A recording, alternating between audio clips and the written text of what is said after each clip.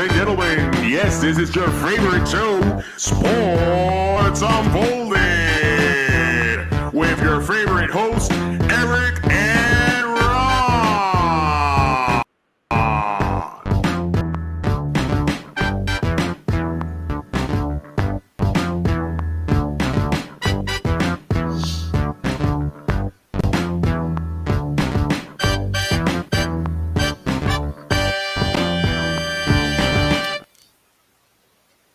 Boom, here we are again, baby. Episode 28 of Season 2, Sports Unfolded.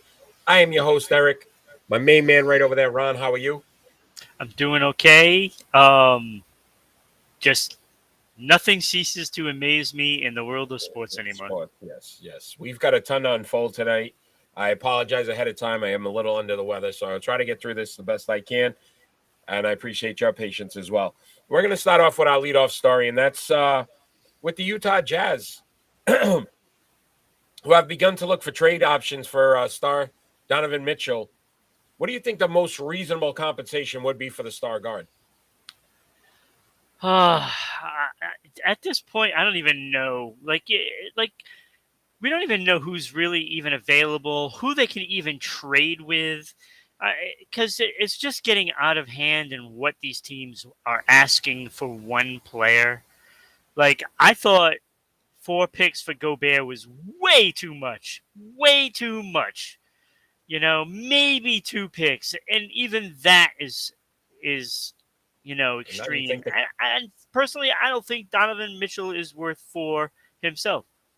Caliber that Mitchell is, if you got 4 for Gobert, the only guard in NBA since Allen Iverson to average 20-plus points per game in his first 5 seasons.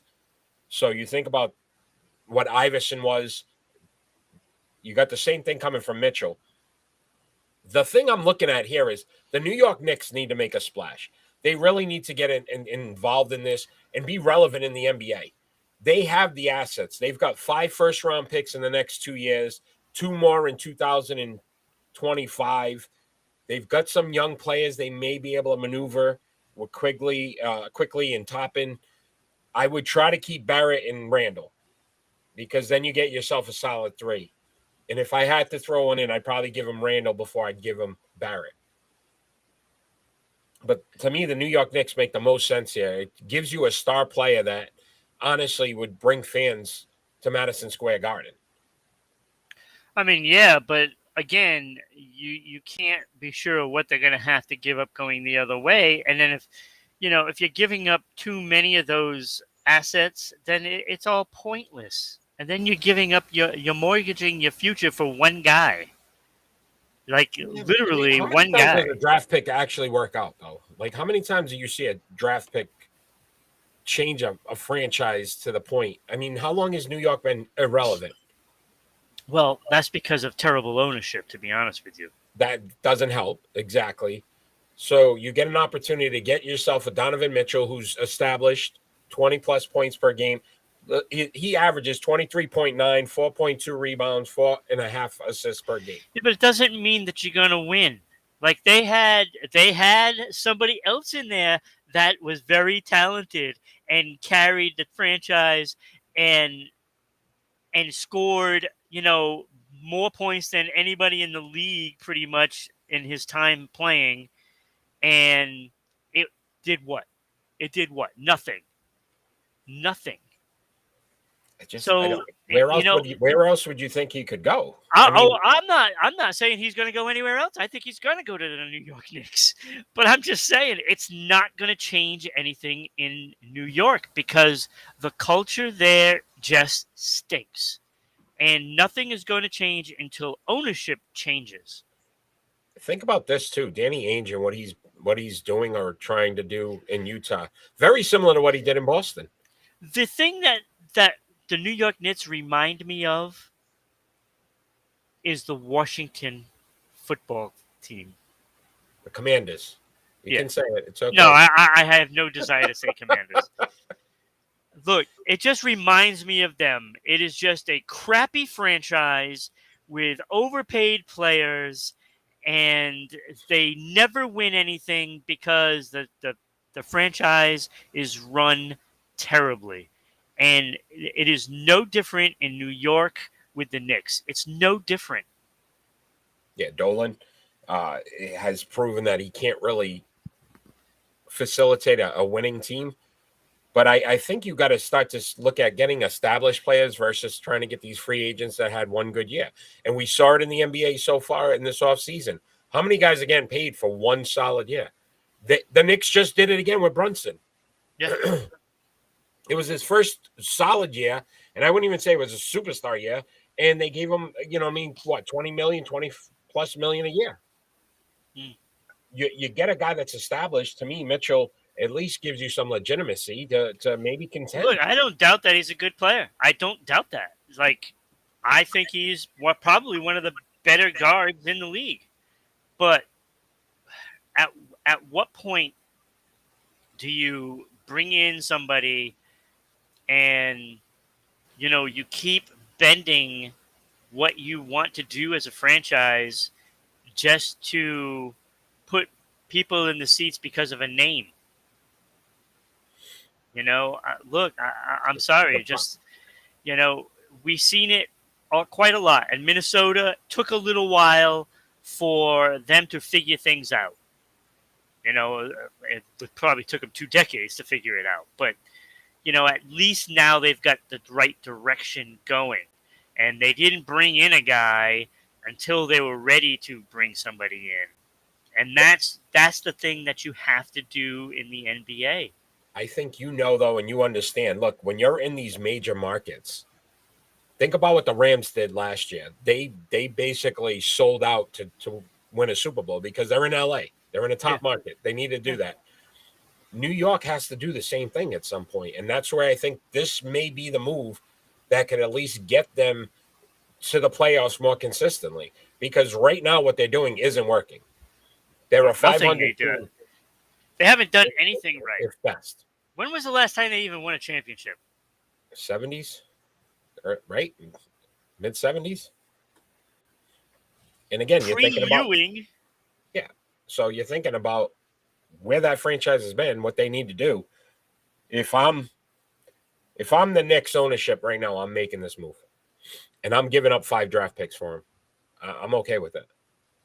Like, when you really think about, like, the Knicks have been one of the worst teams in history of the NBA, because the 80s they had Ewing. Yeah, that was good, but they could never win anything. Yeah, 80s, early 90s. 90s. Then the 90s came around and they got worse. Then the 2000s came around and it got even worse. And now here we are. And they're just basically the laughing stock of the NBA, pretty much. But I would say this too. Do you not feel like the NBA, it seems like it's harder to build a team and get them quickly to rebuild than it is in other sports? See, again, Maybe I go back to the problem with the NBA. And that is the players are dictating where the teams that win are going to be. And, when you have 3 or 4 stars that want to build their own team, you end up with teams like the Lakers, the Brooklyn Nets. You see the trend that's happening? They're building these teams and they're not winning. Yeah, at least when the GMs were really building the teams, at least they were doing it right. They weren't letting the players influence, who goes where.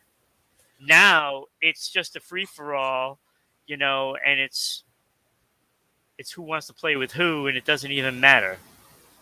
Just applaud Jazz fans.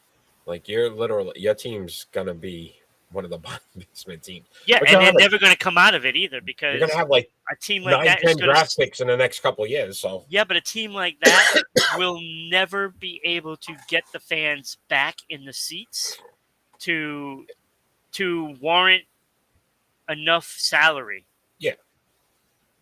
And that's where we are with Orlando. That's where we are with several other franchises. Yeah, Sacramento. How many years Sacramento? The Wizards. They can't keep their players. They can't do it. Or you get the opposite, like the Wizards, who end up signing Beal for this huge contract and now can't afford to get anybody else. So you got one good player that isn't going to win you anything, and you stink for the next 5 years. Yeah. Makes sense. Let's talk some NFL, my friend. And your favorite. I know this was your guy, and how disappointed you were about N'Keal Harry being traded to the Chicago Bears. So I guess the biggest question I would ask you is, what went wrong in New England with this N'Keal Harry situation? Couldn't follow directions. Like what went wrong? But He's so overpowering. He's taking over the whole screen. he oils his hands so they're all buttery and slippery.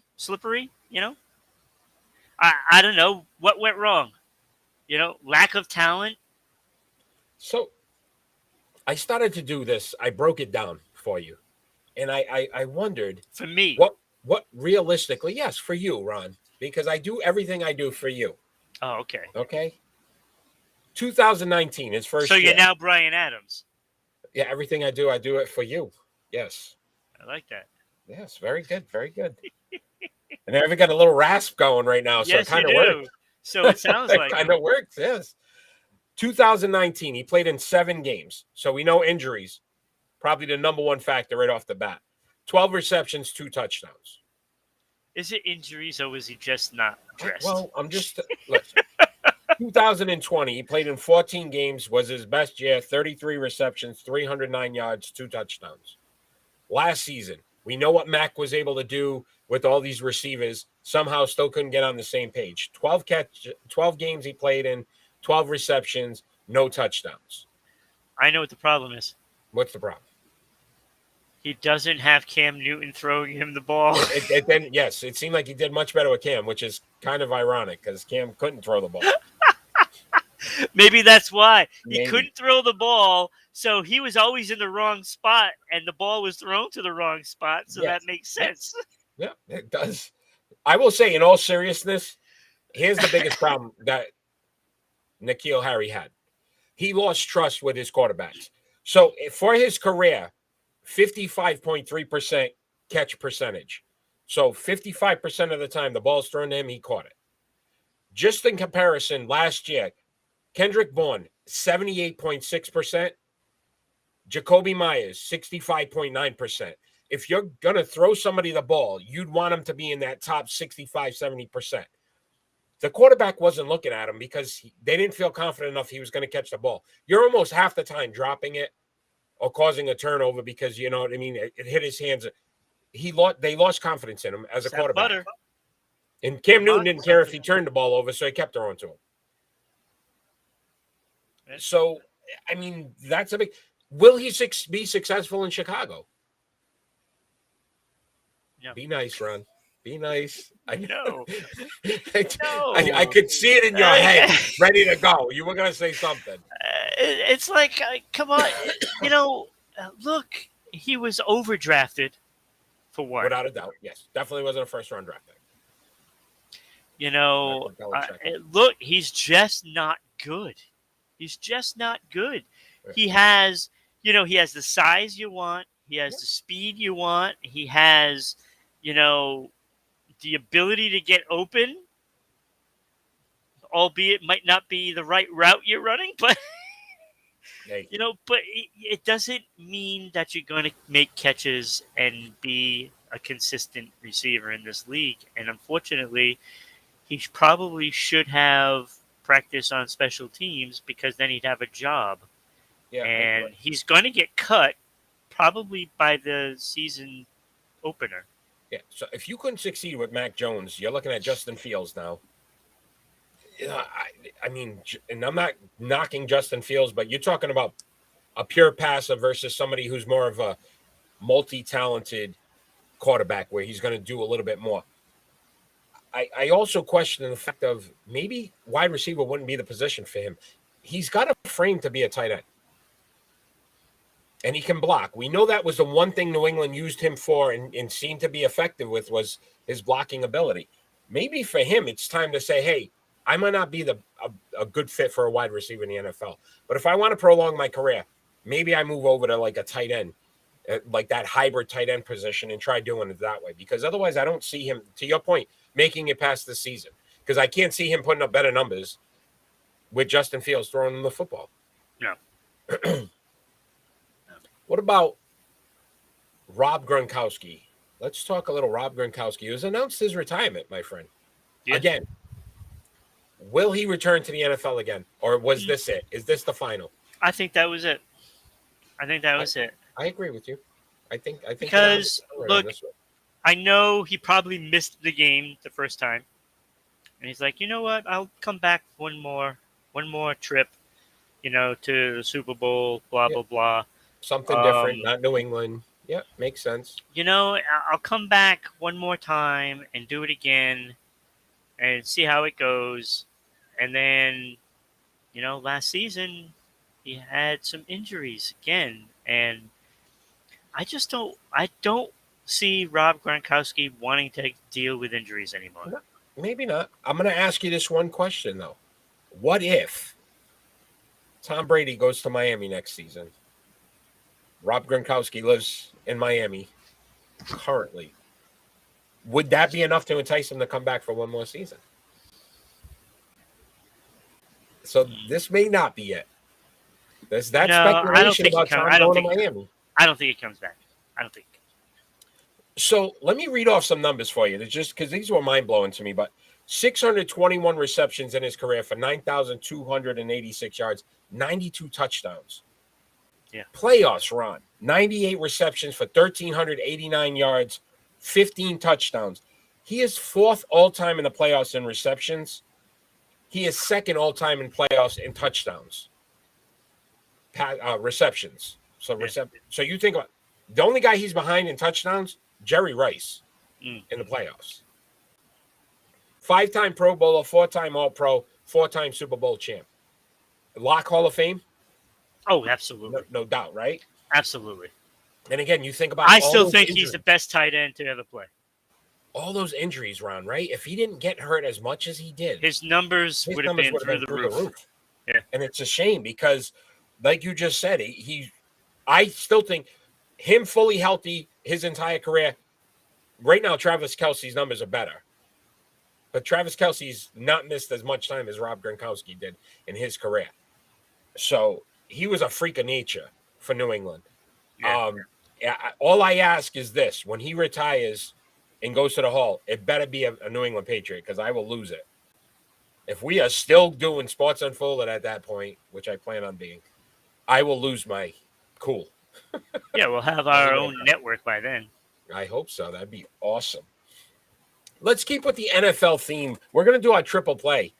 And these three coaches are all NFL Hall of Fame candidates.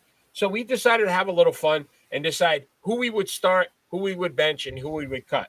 And those candidates are Dan Reeves, Mike Shanahan, and Mike Holmgren. I am first this week, so I will start us off. And this was a little tougher than I thought it was going to be because it depends on how you look at it. So I went and started the least tenured head coach, and that was Mike Holmgren. He only had 17 years as an NFL head coach, but he was 161 and 111, a 59% win percentage, 13-11 in the playoffs, but 3-time conference champion, and he won the Super Bowl one year. I benched Mike Shanahan, 20 years of service as an NFL, 170 and 138, 55% winning percentage, 8-6 in the playoffs, but 2 conference championships with 2 Super Bowls. I cut Dan Reeves, who coached the longer than both of those guys, 23 years, was 190 and 165 and 2. I love the ties, but only a 53% win percentage, 11-9 in the playoffs, went to 4 conference champions. So he was a 4-time conference champion, but never won the Super Bowl. The other 2 guys won the Super Bowl. To me, Mike Holmgren, with that win percentage, I'm going to win almost 60% of my games. I felt like he was the best option to start. Shanahan, next best win percentage, so I went him on my bench. Not bad. Thank bad. You. I try. I try to play. But you got it wrong. Okay, all right. Let's see. What do you got? So, first of all, you have to start Shanahan. Have to. Because for the simple reason he won 2 Super Bowls, and that is how coaches are measured in the NFL. The win percentage, yeah, it's a little better for Mike Holmgren. But when you look at the playoffs, they are all 2 games over 500. Yep. So when it comes playoff time, it doesn't matter which coach you have of the 3. They win the same amount. But Shanahan won 2 Super Bowls. So I take Shanahan, I start him, and I put Holmgren on the bench, and I cut Dan Reeves. Hard to believe that I cut Dan Reeves. So yeah, the late great Dan Reeves. I mean, it's difficult though. You think about it, they were all great coaches. They really were. But let me ask you this question, and we'll move on. If one of these guys doesn't get in the Hall of Fame, which one do you think it would be?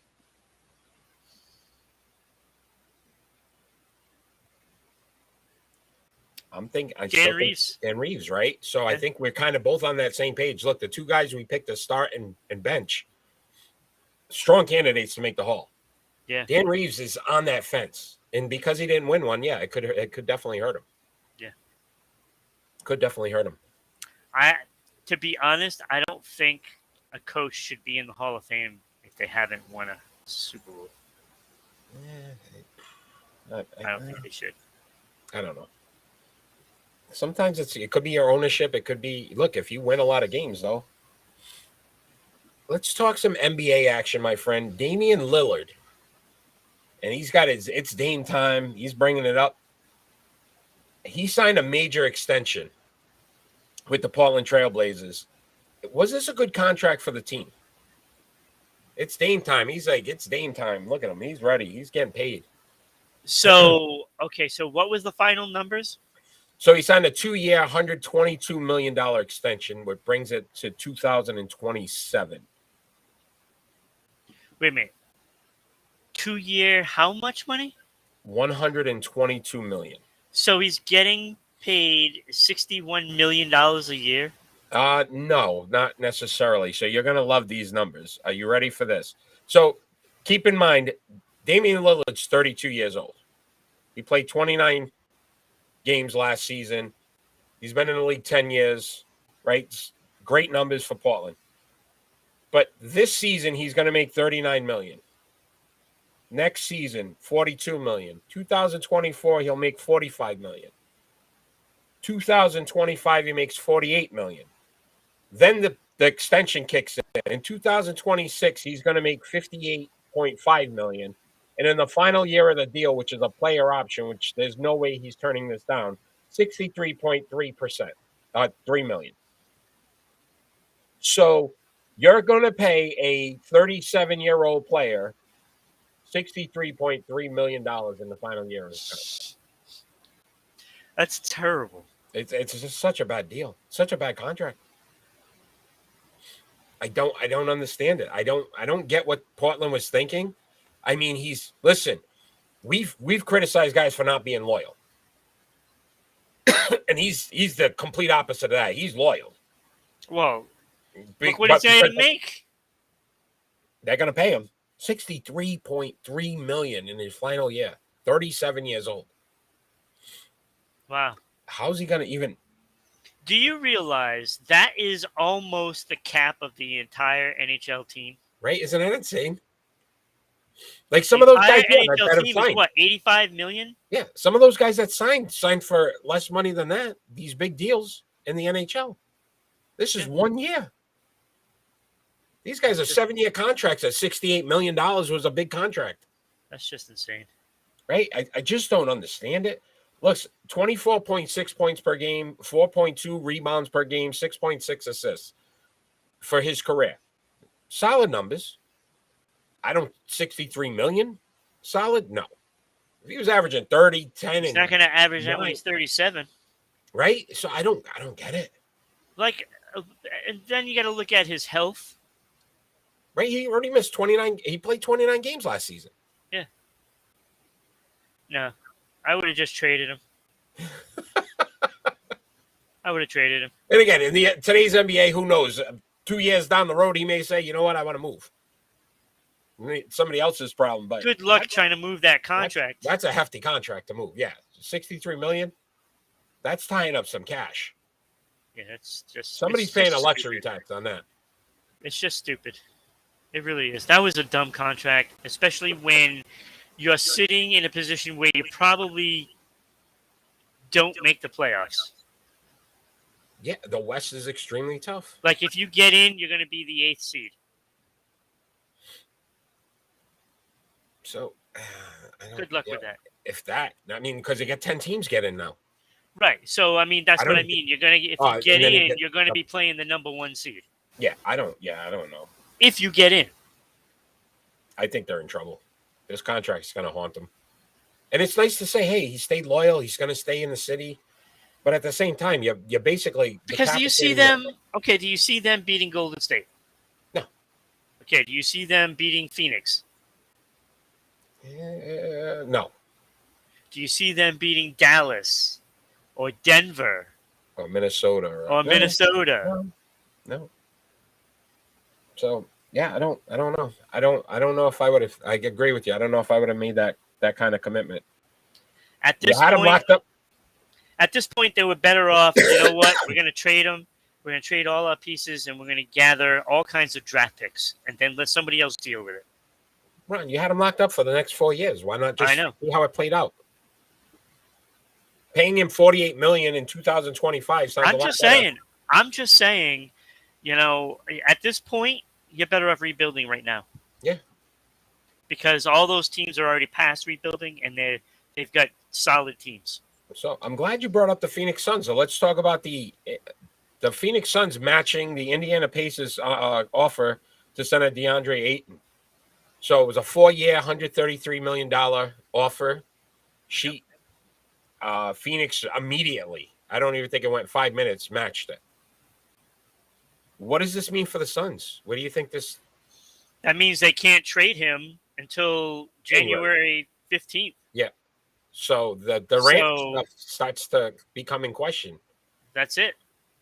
Durant is not going to Phoenix. Unless, and what Brooklyn keeps asking for. Look, I really like Ayton. I don't think he gets enough credit for that Phoenix team and what they're able to do. They won 64 games. Frankly, to be honest with you, I don't even know why Phoenix would have any interest in Durant at this point. Because they've been so close. And they just need a free agent signing away. That's all they really needed. Grab one free agent, and then you're there. Yep. This solidified them for a while because they re-signed Booker.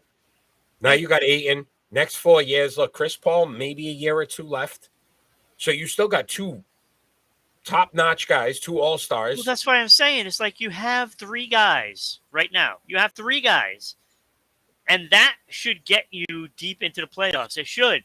And a very good bench. So what's the problem? So they need somebody that can go in there as a character guy to win. Okay, so you don't even need a top player. You just need the player. A clutch guy, yeah. Somebody that can get it done when it counts in the playoffs. And that could mean, several things. It could mean a defensive guy. Or it could just be a role player, scrappy guy. Maybe they just need Tice. Oh, Daniel Tice. Poor Daniel Tice. I mean, he didn't perform in the playoffs either, though. No, that would work. No, he didn't. But what I'm saying is like they're really only a player away. Yeah. Like maybe a Seth Curry away. Yeah. A shooter. Another guy. Yeah. I don't know what it is, but I think. And how hard is it to get Seth Curry? Like he got traded with about 50 guys to go, To Brooklyn. I still don't know how Brooklyn didn't win. So on the back end of this though, do you think Kevin Durant it's almost a guarantee now he stays in Brooklyn? This water is so good. Brooklyn, yes. Yeah, like I can't see anybody trading for him. Like I don't think you're not gonna want to pay up. Bro, I'm seeing some ridiculous trade rumors. But you also like LeBron. Have to worry it was like about... LeBron, Anthony Davis, and like 2 first-round draft picks for Kevin. Listen, if that's what Brooklyn's looking for, you might as well just tell Kevin Durant now. Look, you're either sitting at home or you're gonna sit on our Wait, bench. But so you're not. the Lakers offered them what? No, that's not what Anthony? the Lakers. That's what Oh, Brooklyn wants. oh, yeah, Like Brooklyn's everybody that they've talked. We talked about it the other day with Yeah. Boston. Yeah. You know, they want Tatum. They want, you know what I mean, Jalen Tatum and the Derek White and draft picks. Like, what are you doing? Yeah. Like, it's not going to happen. Like, lower your bar a little bit. no, they don't want to trade him. That's the whole point of it. That's the whole point. But Like, that's not going to want to play either. Like, I don't know. it's just not going to happen because the pieces that you have to make fit just won't fit because you want the guy in a deal, but you can't get that guy because you have Ben Simmons. But I mean, at the same time, look, rebuild. Yeah. Just say, you know what? Hell with it. I'm going to rebuild. And they don't want to do that. They want to get top guys so they're still competitive. Maybe that's not the way you go right now.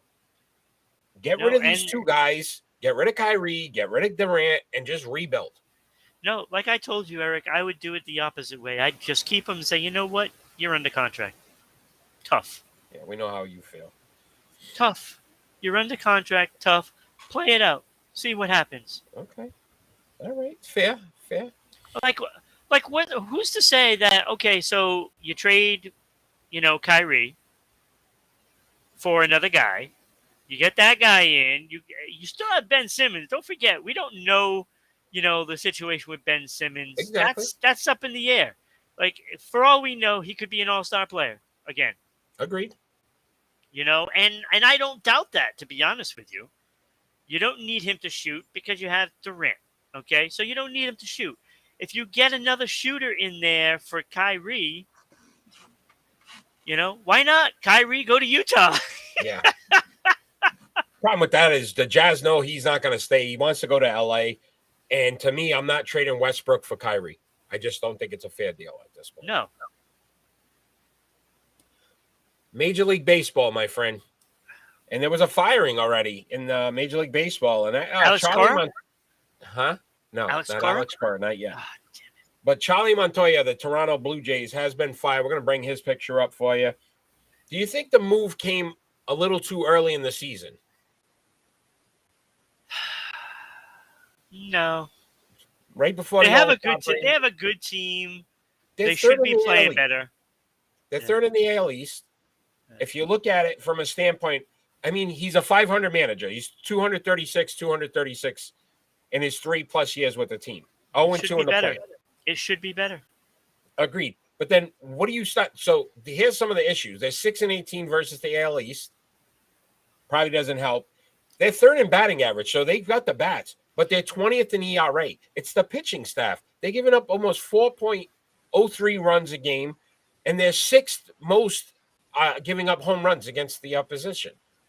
That's not Montoya. That's the pitching coach. Exactly. So if you're getting solid hitting, you're still winning games. They're 47-43 when they've currently. The New York Yankees are just on fire. Right? They're 13 games ahead of second place team, the Tampa Bay Rays. So, third place, so this leads me to believe that they don't play well in another division because they're beating up on the Red Sox still. They have a winning record against every other division except for the AL East, and they're 2 games under 500. Yeah. So again, but you think about the teams in the AL East: Tampa, Boston, New York, Baltimore. Now, yeah, but they're all Boston. They're all 500 or above. Yeah. So you're playing the best division in baseball. You're in third place. I just felt like this firing. I would have liked to see this play out the rest of the season first, and you're in the playoffs right now. Like, I don't know what you're gaining from it. Well, look, I mean, this team should be in first place, to be honest with you. Like, on paper, I felt that they were better than the Yankees because of the pitching. Yeah. And the pitching has actually failed Toronto. So, I mean, there's that. That pitching staff, that starting rotation should be a lot better than what it is. Agreed. And yes, it might be because of, the pitching coach, but ultimately it falls upon the manager to right the ship. And if he's not complaining about the pitching coach, then it's the manager's fault. I don't know, my friend. I think they're going to regret this. See, we I saw this- have a different gripe with the Red Sox.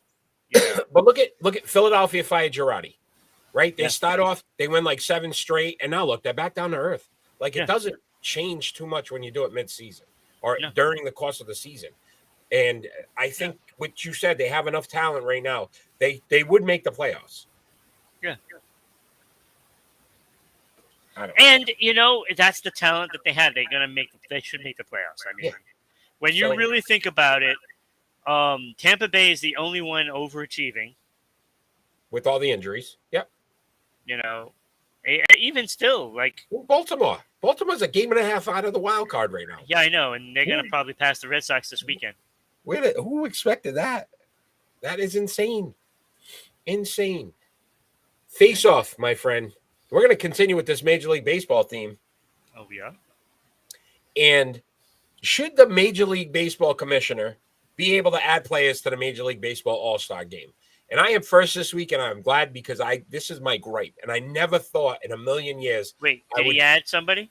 He's added 2 players. He's added Albert Pujols and Miguel Cabrera. Okay. Okay? National League, American League. And I'm against this. I'm going to tell you why I'm against this. If you want to do a ceremony to honor them, have them both come out, give them, some kind of jersey, so I would have been okay with that. But you put them in a game, you take them away from a player that probably is deserving, may not have another chance. Who knows how many years, how many times that individual has an opportunity. Pujols is batting .214 with 6 home runs and 20 RBIs. Miguel Cabrera, .290, good batting average, but 3 home runs, 34 RBIs. You can't tell me there's not 2 other guys that were more well-deserving, but because they've been in the league so long and it's their last year, let's give them a hurrah. Why not just do a ceremony? Why take a position away from a guy that could actually play and deserves to play? I think the commissioner shouldn't have any right to do this. If he wants to do a ceremony, I would have been okay with that. Walk them out there. Everybody could cheer for them. Great job. Thank you. You want to play in a home run derby? Pujols is doing that. I would have been fine with that. But he shouldn't be in the All-Star game. He is not an All-Star. Batting .214 with 6 home runs and 20 RBIs. That's an All-Star in Major League Baseball. It's a joke. It was an absolute joke. Should have never happened. Okay, so as far as I know, they are added to the list of players. It does not take a spot away. It doesn't matter. They shouldn't even be there. I'm just saying. That's .214. I don't see anything wrong with that in players that are ending their careers and that have been a perennial all-star basically their entire career. And, yes, I get you're having a down year, and I get that. You're a softie. There's nothing wrong with just adding the guys, because I'll tell you what, there's going to be a couple of guys that can't even play in the All-Star game because of, pitching a couple of days before and stuff like that. So there's nothing wrong with adding a couple of guys that just hang around, may or may not even get into the game.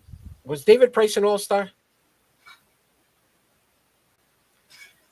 Should we add David Price because he was an All-Star and he had good numbers back in the day? Like, where do you draw the line now? Well, maybe it depends on the year he was. It could have been an All-Star game. Yeah, see? So to me, don't even do this. That was my David Price impression. That was very good, though. I literally almost said we're interviewing David Price. I was about to say, welcome David Price to Sports Unfolded, but then I saw the screen. But I mean, you're talking about 2 Hall of Famers. I mean, let's be honest. They're Hall of Famers. Agreed. And I don't see anything wrong with it if they're not taking a spot away. If they're not taking a spot away, then there should be no problem with just adding a guy that's in his last year that is a perennial all-star now. Now, I'm not going to do it for, like a Brock Holt, who made an All-Star game once as a utility player. Why not? You know, but you Just don't add do it for anybody. that. You don't do it for that. You do it for special players, and that's that. You know, It's a joke. do you do it for a guy like a Mike Mussina? You do it for a guy, like a Rodri. You Why are do you it trying to for a name guy former like a Yankees? Yogi Berra. Yeah, look, he's just trying to name former Yankees. So no, you have a ceremony and you let them go on their merry way. They Wait, don't didn't they deserve do it. that for Tom Seaver? I don't know. Did they? I think they did. Okay. It's a scam to fool the public, make them want to It's buy not. tickets to It's watch the not. game. It's Now, not. It's now just, people want to watch because Pujols and Cabrera, their last one. Like, this is all just for publicity. This isn't because they're deserving of it. It would have been more impressive if Pujols was batting 280 and had 25 RB home runs, and you go, wow, like, okay, like his last year. How great is this? Not, oh, well, we're going to put him in just because he's been an all-star. He wasn't an all-star last year either. Thank you. Clearly won that. you didn't win. I clearly won that. You did had not. no argument. You Yogi Berra, you want to throw out there. What is that? Let's talk some tennis, my friend. Something else you don't know anything about. Novak Djokovic won his 21st. We're going to bring these two gentlemen up on the screen. Won his 21st major, right, with his victory at Wimbledon. He's one shy of Rafael Nadal, who has 22. How would you rank the two of these tennis players currently versus some of the all-timers? And who do you think would actually you put ahead of? Would you still put Nadal ahead of Djokovic because of the extra major? Yeah, right now, sure. I don't know. I just think, you have, three guys that have dominated tennis for Federer, who's number 3 now. Like after the tie. But here's my problem. It's so bad. Here's my problem. You want to know my problem? To me, Djokovic is a better all-around tennis player. He's won 9 Australian Opens, 2 French Opens, 7 Wimbledon, and 3 U.S. Opens. Nadal, 2 Australian Opens, 14 French Open. Yeah, I know. 2 Wimbledon, 2 U.S. Opens. He's dominated one particular major, and that's it. Whereas Djokovic has kind of been able to do it in every one of them. I feel like the numbers are skewed. Do you have Federer's Federer's 6 Australian Opens, 1 French Open, 8 Wimbledon, 5 U.S. Opens. I like those numbers. Right? So it's kind of more balanced. Djokovic, more balanced. You've got one major. How many did Djokovic win the French Open? You said 2, right? 2. Because Nadal beat him in the French Open. That's the one he could beat him in. He can't beat him at Wimbledon. He can't beat him in the Australian Open. So I don't know. I think I put. Yeah, I'd actually lean towards Federer, to be honest with you. Federer was great. Federer was phenomenal as well. 1 French Open though. Whatever Nadal figured out, these other 2 greats couldn't. The reason for it, because I think Federer played in a time where there were like the men's tennis was a lot more balanced. Like now it's just, you have 3 guys and that's it. And it's soon to be, 2 guys. Because Federer's probably got maybe 1 more year in him. So, but like Federer had to take it from, Pete Sampras, basically. And Sampras was on this list. Great. I know Sampras was great. He had 14 majors. He's one of the best of all time. Never won the French Open though. 7 Wimbledons. No. Yeah. Tied for Djokovic for second. He couldn't win on the clay. He couldn't win on the clay. Yeah, kind of crazy. 5 U.S. Opens too, so pretty impressive. And that is because of his game is a serve. Sampras is the service game, and so he wasn't fleet of foot. Yeah. So he didn't have the movement back and forth like the players do now, because it was more of a power game. But back then it was like, I think men's tennis was so well balanced. There was so many players that were good as opposed to great. Yeah, where you got two guys that dominate right now. Right. Which was kind of disappointing that Nadal had to bow out in Wimbledon. Yeah, but we got a great match though. No, we did. Yeah, Kyrgios did a great job, and it was a great match. But it would have been nice that kind of, those two are linked now.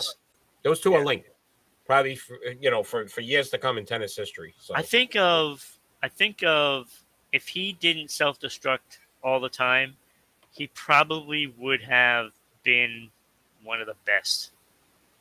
Kyrgios, that is. Yeah, no, and he may learn some stuff, and Djokovic said some really good words about him afterwards, and he got in his head. You could see it. He got in his own head. It wasn't anything but himself. Yeah. If he can learn to channel that in a different way, look, he's got a game. He needs to talk to John McEnroe. Yeah, who had the same problem, right? Until he figured out how to, channel it in a different direction. Yeah, because like when Mac did it, it was distracting to the other player, and it's no different than what Kyrgios kind of does, but Kyrgios puts on a spectacle, like talking to himself mostly. Yeah, he starts to beat himself up or talk to himself. Yeah, and McEnroe always put it on the judge, or put it on somebody else. Yeah. And it got into everybody else's head. Yeah. John McEnroe knew what he was doing. He was a great tennis player himself, but that made him win the mind games all the time. So if he knows how to harness it, look out. But the problem is he's already at the age where he's only got maybe 3-4 more years left. Yeah. To be dominant, yes. And you think about these guys. That's Djokovic with this unvaccinated thing and where he can play and what tournaments could affect him. And Nadal, we've seen the injuries now. So tennis is looking for a guy to take over. Yeah. So hopefully we'll see something out of that.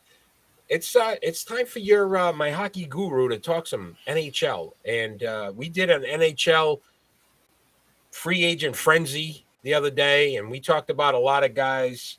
We'll start off with Johnny Gaudreau. Johnny Gaudreau, huh? A little different there. Different jersey, my friend. Yeah. Signed with the Columbus Blue Jackets. 7 years, $66.5 million deal. We just talked about what Dame's making 1 year. This is the whole deal. 28 years old, and you think about the season he had. Does this put Columbus in contention for at least the playoffs now? I mean, they can make a run now, but they have to be able to keep Patrick Laine, or it doesn't matter. I mean, it's simple as that. If you don't keep Patrick Laine, then it really doesn't matter that you signed Johnny Gaudreau, because you don't have the horses to make the playoffs. But with those two, that gives you some horses that you can have a good power play. You can have a great 5-on-5, because Johnny Gaudreau is probably the best 5-on-5 player in the league. And that's not that he had 90 points 5-on-5 hockey. 90. That's insane. Yeah, no, it is insane. 40 goals, 75 assists, and plus 64 last season. Yep. Columbus 37, 38, and 7 last season. 2 spots out of the wild card. Right, and I remember talking about the playoffs, and I said all but 3 teams in the West would be fine if Columbus was in the other division, in the other conference. They would have came 4th, and it might have actually been higher than that because of then you switch the games around.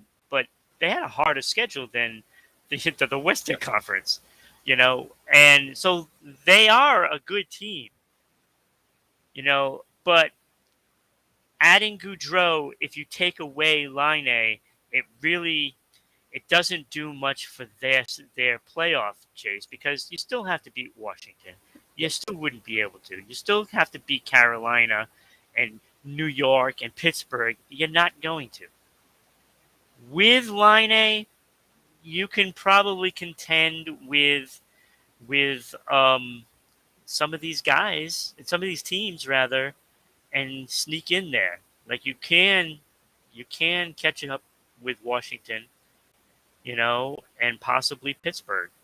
I don't think Rangers and Carolina, but So you talk about bona fide star.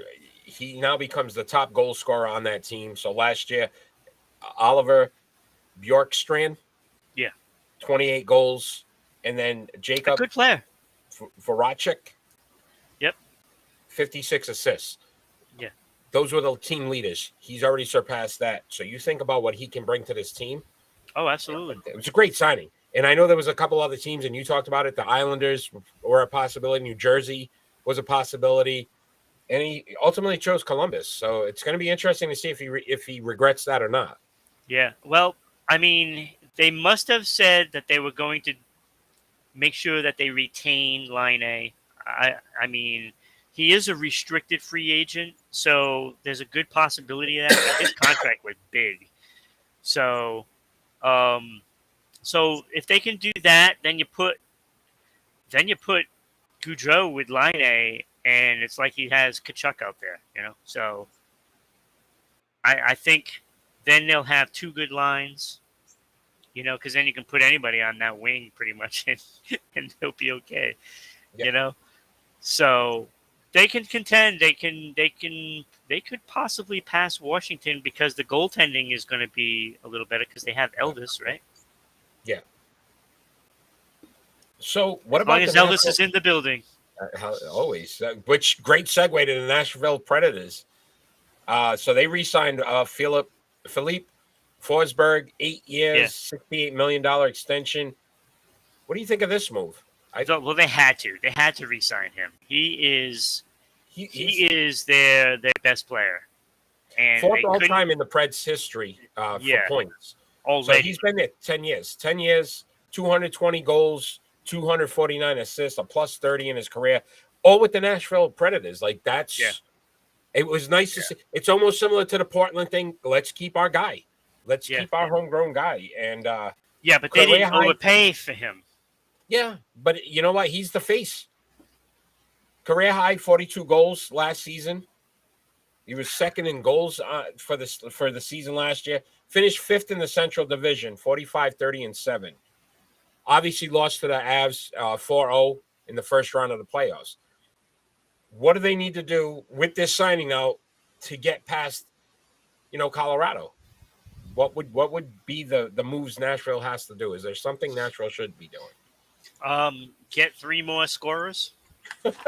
That's all? All right. I mean, truthfully, that's what they need to do to compete with Colorado. I mean, you're talking, okay, so you put Forsberg in there and you have Yossi. All right. Yeah. So you can match one line. What about the other 3? So let me ask you this. That's what it comes down to. I mean, and I know we didn't discuss this earlier before, but I want to Kadri. Any word, any rumors out there that you've heard? He's taking his time. He wants to make the right decision for his family. And I think the longer it goes, the more time Colorado has to figure out salaries and move things around and see if they can fit him in. And I think that could be why he's taking longer, because I think he really feels like he wants to stay in Colorado, but he just needs to have a reason, and he can't take, half salary to stay.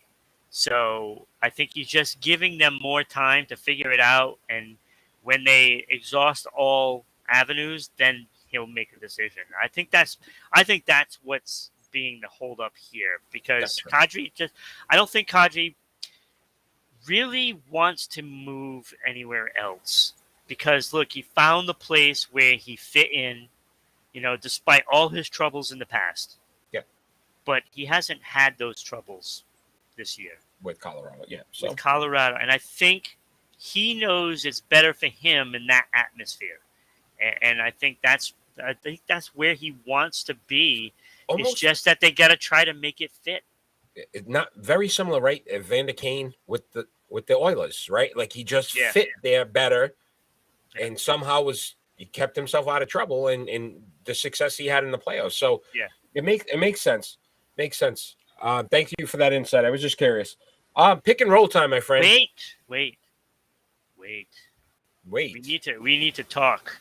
Okay. What do we need to talk about? Well, I just want to give like a little update to the signings. Okay.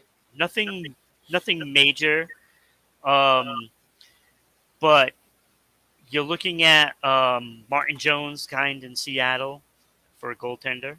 So that's a good signing. Riley Smith signed in Vegas because Max Pacioretty was traded to Carolina. So all those losses that Carolina had, it doesn't matter because they just went out and got Burns and Pacioretty, and that took care of everything. So they just put one giant Band-Aid over Carolina's wound, and they're going to have a better team. Because now they'll be able to score. Oh, boy. Calgary did sign Zadorov, and old friend Kasha, Bruins, who had him and was hurt every year. He signed in Carolina, and Washington signed Dylan Strome, and Marcus Johansson. But there are still free agents out there that are really, really good players. Obviously, Kadri is the top guy, but Bergeron is still out there. As long as that hasn't put ink on the paper, even though they're saying he's signed, but it hasn't. I think Bergeron to your said point, that he hasn't signed yet. Yeah, but I also think that to your point, they got to free up the money to make sure that all but comes together. But there's still John Klingberg out there, top defenseman, and he hasn't signed yet. And I mean, there's so many places that he can go, like that would help them win a cup, And Dallas is trying everything to keep him. So, but Ryan Donato, Nate Thompson, Joe Thornton, wow. Anton Lee, Riley Nash, Cedeno Chara are all former Bruins that are still free agents. And Matt Tkachuk and Pierre-Luc Dubois still haven't signed. Those are good free agents as well, even though they're restricted.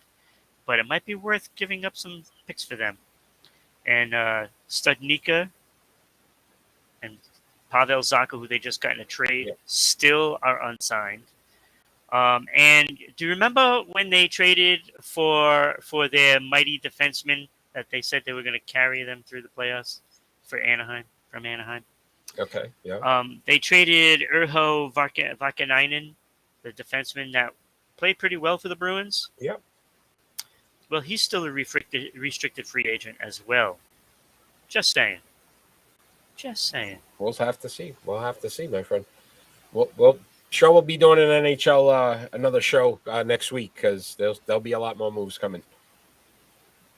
But it is pick and roll time. Yes, it is. Thank you for your that insight. Yeah, I had to give the update. Appreciate fill it all in. So we're gonna rank, seeing it's episode 28, tension and extensions. We are gonna rank these number 28 great NFL players, and they are Adrian Peterson, Darryl Green, Marshall Falk, Chris Johnson, Curtis Martin, and Darren Woodson. All number 28s. Very good group. So I am first this week. I will start us off. I thought 6 was pretty easy for me. Chris Johnson, good numbers, 9,651 yards, 55 touchdowns, 307 receptions, 2,255 yards, 9 touchdowns, 3 Pro Bowls, 1 All-Pro, 09 was AP Offensive Player of the Year. So solid numbers. Nothing that blew your mind away. But then at number 5, it went Darren Woodson. 23 interceptions, 271 yards, 2 touchdowns, 967 tackles, 12 forced fumbles, 5 Pro Bowls, 3 All Pros, 3 Super Bowl champions. Darrell Green at number 4, and this is my Tecmo days coming out because when he was Tecmo, he was dominant, Darrell Green. But 54 interceptions, so you think about that. 621 yards, 6 touchdowns, 1,202 tackles, 5 forced fumbles, 131 yards, 2 touchdowns on fumbles, 7-time Pro Bowler, 1-time All-Pro, 2-time Super Bowl champ. But these 3 guys, I mean, just some of their numbers, unreal. At number 3, Curtis Martin, 14,101 yards rushing, 90 touchdowns, 484 receptions, 3,329 receiving yards, 10 touchdowns receiving, 5 Pro Bowls, 1 All-Pro, 6th all-time in the NFL in rushing. 6th all-time. At number 2, Adrian Peterson, 14,918 rushing yards, 120 touchdowns, 305 receptions, 2,474 receiving yards with 6 touchdowns, 7-time Pro Bowler, 4-time All-Pro, 2-time AP Player of the Year, 5th all-time rushing. So just ahead of Curtis Martin. Gave him the nod there. But this man changed football at the running back position. That's Marshall Faulk. 12,279 yards rushing, 100 touchdowns, 767 receptions, 6,875 yards, 36 touchdowns. That's a running back. 7-time Pro Bowler, 3-time All-Pro, 2000 AP MVP, 3-time AP Offensive Player of the Year, and a 1-time Super Bowl champion. But you think about what the running back position is now, this man clearly was the reason why it's changed the way it has. And now you have receiving running backs as well because of what they did with Marshall Faulk. So he had to be number 1. What a horrible list you have. You only got 2 right. Number 1 and 6. Let's see it. Let's see this garbage you put Number out. 6, Chris Johnson. He clearly is no match for everybody on this list. Agreed. Clearly. Yep. Number 5. Yep. Yeah, I get that he's number 6 all time in rushing. Yeah, but you go on this list, it's all championships right there. On this, yep. Go ahead. On this list, he is not better than the other 4 guys. He's not better. He's not. Well, 14,000 yards rushing. He's the other 3 running backs have to be ahead of him for 1.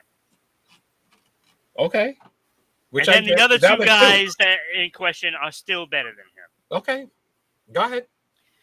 So at number 5, Curtis Martin, of course. I mean, his numbers were great, but he doesn't win anything. Number 4, Adrian Peterson. You're off your rocker. Great numbers. Yeah. But again, how many Super Bowls does he have? None. So he doesn't get number 28 that won 0 anything, but because he won a championship, doesn't matter. That numbers are phenomenal. He's 5th all-time rushing. I don't care. Of course, that don't mean nothing. I don't care because the other guys are better. Crappy career because he didn't win a Super Bowl. Go ahead. He's not a crappy career. It's just that the other guys are better. Okay, Darren Woodson's better than Adrian Peterson. Go ahead. Absolutely. Oh, yeah, because he won 3 championships. Number 3, Darren Woodson. Okay. How many tackles does he have? 1,350 tackles? That's a lot of tackles. Not to mention the 23 interceptions, the 11 forced the 17 forced fumbles and 11 fumble recoveries, 11 sacks, 4-time All-Pro, 5-time Pro Bowl, 3 Super Bowls, largely because of him. Adrian Peterson, more All-Pros, more Pro Bowls. Okay. It doesn't matter, Eric. Okay. I mean, defense wins Super Bowls. Defense wins. Okay. And he was big parts of those Super Bowl wins. Okay. Number 2, Darryl Green. And I at first was going to put Darren Woodson ahead of him. And then I looked at the numbers to go along with that. And I'm like, wow, the tackles, 54 interceptions, 54. It's insane. That is insane. He has the record for interceptions, at least one interception in a season for 19 straight years. Phenomenal. I told you, Tecmo. 6 touchdowns. 2 Super Bowls. 4 All-Pros, 7 Pro Bowls. I got 1 All-Pro. 1 All-Pro. 7 Pro Bowls. Yeah, whatever. That's close. Doesn't matter. Okay. Like But those go- interceptions, and, it was just too good. And, of course, number 1 is Marshall Faulk, who is clearly above all these players. Above all of them. Only 1 championship, man. But he won one. Okay, I hear you. And he won one. So 1,000 more yards for Adrian Peterson, 20 more touchdowns, but I hear you. okay, Adrian Peterson played a lot longer. And to be honest, Adrian Peterson played for a team without a quarterback, really, for most of the time. So you're blaming him for that. That's his fault? No. So there you go. So how do you factor that in so that he didn't win a championship? He was the guy. Exactly. He was the guy is what I'm saying, and it's like, you can't fault him for not winning a championship. Because why can't I? The other team, the rest of his team sucked. He was the best guy on the team. He had he chances. put up the numbers. He had Favre. He had Favre in his. Bro. Favre should have been in a retirement home. I don't You care. can't count that. You can Okay. count that. Yeah, oh, sure. All right. I'm just saying the numbers are there. If you don't win a championship, and like I said, like You're two there are championship players winners. that win championships, but they didn't have Curtis a big Martin, part of that. 5th. Curtis Martin, 5th. Yes, 6th on all-time this rusher. list, yes, 6th all-time because the rusher. other guys For the were Patriots, more who weren't important. very good, and the Jets, who weren't very good, and still put up 14,000 yards. But I hear you. It's his fault he didn't win a championship. Part of it. It is not his fault. It's part of it. It is not. Clearly, you don't know what you're talking about right now. No, I clearly do because I value the guys that win. That's it, though. That's what I'm saying. I'll get you another 28 that stinks. If Chris Johnson had a Super Bowl, he'd be ahead of Curtis Martin, according to you. No, he wouldn't because it was just clearly not 'Cause he as won. good. Because he won one. All right. It's You have prediction no time. clue. You have no clue. It's prediction time. No clue. You're getting worse with these pick and rolls. Prediction No, time. I'm not. And I'm always right. We stayed the same, my friend. We tied last week. We'll bring up those numbers real quick. But if you'd like to get in It on went this, down to the WNBA and what was the other one? MLS. Oh, the women's tennis. Yes, I think so. Yeah, we flip-flopped or something. If you want to bring the chart up, sir. Yeah, well, doesn't matter. I mean, after the pick and roll. But as you can clearly see, I'm still on top. Another week. We've got I just want to see it. I want to see it, Ron. Since I'm always wrong at everything, but somehow I'm still winning. I just jinxed myself, by the way. But if you'd like to get on this list when you're watching live, chime in with what teams you'd want to pick, and we'll throw your name in there. So we definitely looking to get They're more just names. afraid. They're afraid. That's what it comes down to. They're afraid. They're afraid. I agree. They don't want their name up there and have us ahead of them. Yeah. Showing how great we are. All right, so we're going to start off 7:15. We got the Boston Red Sox at the New York Yankees, a 3-game set right before the All-Star break. Yankees have lost 4 of 5. Split the last time with Boston. And I feel like right now the Yankees are starting to slide a little bit. Severino now on the 15-day IL. I'm going Boston on this one. It's funny. I knew you were going to do that because the Yankees lost 2 of 3 to Cincinnati. Exactly. But but still picked up a game and a half on the Red Sox. Okay, but let me ask you this. What's been the one key to the New York Yankees? Their bullpen. What is the last 4 out of 5 games? has failed them. The bullpen. They're I'm just starting to saying. come back down to earth. I'm just saying, you lost 2 of 3 and still picked up a game and a half on the Red Sox. That's fine. It doesn't mean Boston doesn't play well against New York and wins 2 out of 3. Okay, so I'm taking New York. Clearly, I know what I'm talking about. Okay. All right, my friend. 7:15. Baltimore Orioles at the Tampa Bay Rays. 3-game set. Oh, I'm going Baltimore. Baltimore's just playing better baseball. The Tampa Bay Rays just got the 4-game winning streak going against the Red Sox. So that's not competition. So they're going to find out what it's like. Tampa Bay Rays, 4-game winning streak. They are still second in this division. They're not going to give it up to Baltimore. I picked Tampa Bay. I knew you would. 7. It's where it all gets brought back right now. 7:17. The Las Vegas Aces at the Connecticut Sun. Connecticut's my local team. I want to root for them, but Vegas has played so well recently, and they're playing very good basketball. I'm going Vegas. Yeah, Vegas just destroyed somebody recently, Yeah, too. They scored over 100 points. Yeah, I'm going the Aces as well. 7:20. You got Seattle Storm at the Chicago Sky. Another WNBA action. What do you got? I'm going to go Sky. Sky is the limit. Sky is the limit. I also went Sky. Again, defending champions. I think they're starting to play better basketball now. 7:17. We got the New York Red Bulls at the New York City Football Club, and that's MLS action. I'm starting to really agree with you on the Red Bulls. I don't like the name, so I went Football Club because it's just a little better. I absolutely agree. I went New York City as well. They're home. I think that makes a difference. Little Summer League action, NBA Summer League. We got Oklahoma City at versus the Golden State Warriors. Well, I got to assume, and you should never do that, by the way. Because you know what they say when you're so right. That OKC has a lot better younger players. So I'm going to go OKC. Okay, I'm going Golden State Warriors. They got Kuminga. They got some guys that have been already playoff tested playing. So I'm going Golden State on that. So if you're interested in following us, check out the ticker that's been on there. It tells you all the different ways you can follow us. If you're watching us on SEC TV, Public Access Channel 12, Tuesday nights, check us out Fridays, 6 p.m. on those formats to be able to join us live. So we are going to do our final thoughts because that was no final thoughts. You get one.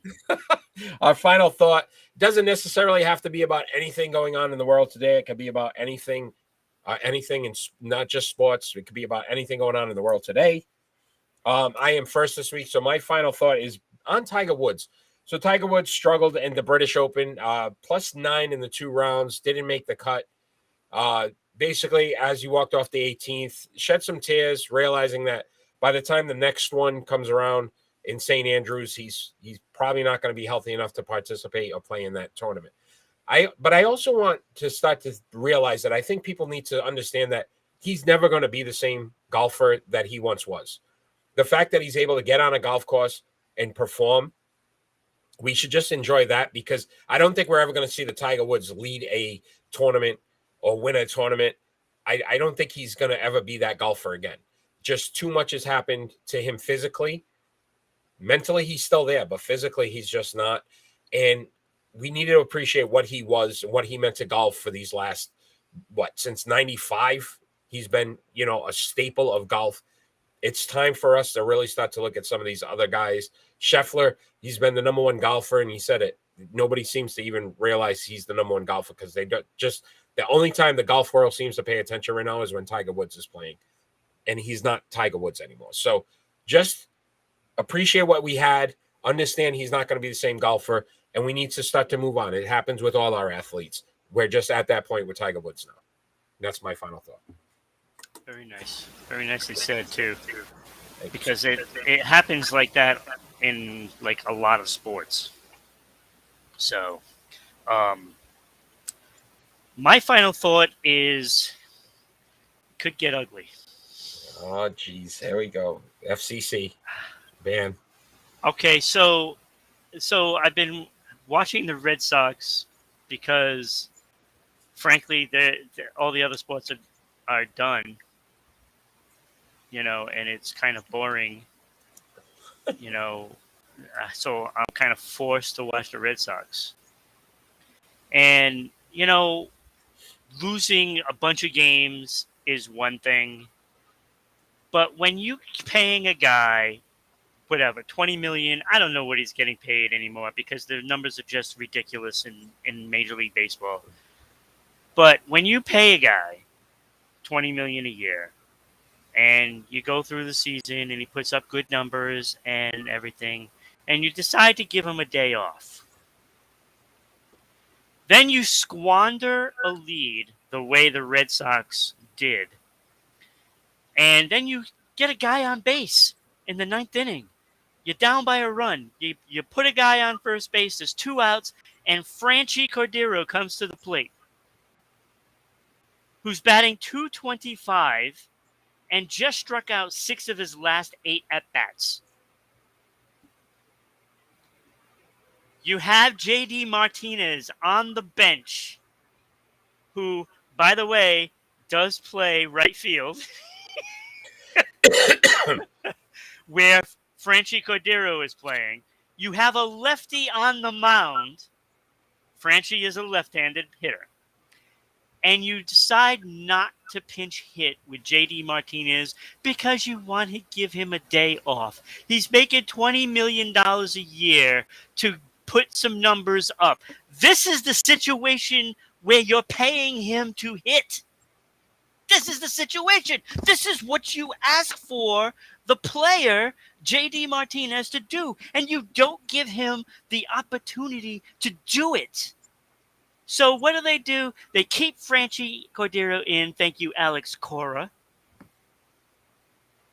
And what does he do?